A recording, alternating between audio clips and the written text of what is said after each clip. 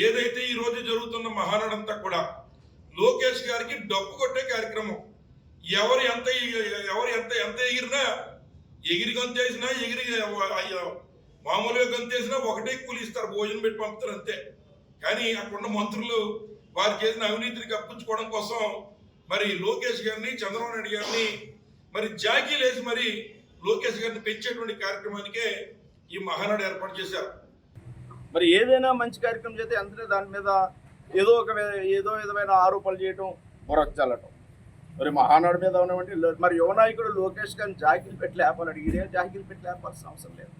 Already ప్రజల గుండెల్లో స్థిరమైపోయాడు లోకేష్ గారు, ఎమర్జ్ అయిపోయాడు. ప్రజల గుండెల్లో పదిలంగా ఈనాడు లోకేష్ గారు ఉన్నాడు.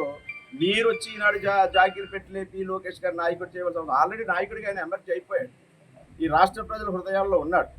అది ఎంతవరకు విమర్శించాలో, ఎంతవరకు డ్యామేజ్ చేయాలో సోషల్ మీడియాలో ఆయన రాజకీయాల్లోకి వచ్చిన కార్యకర్తగా రాజకీయాల్లోకి వచ్చాడు, తెలుగుదేశం పార్టీ కార్యకర్త.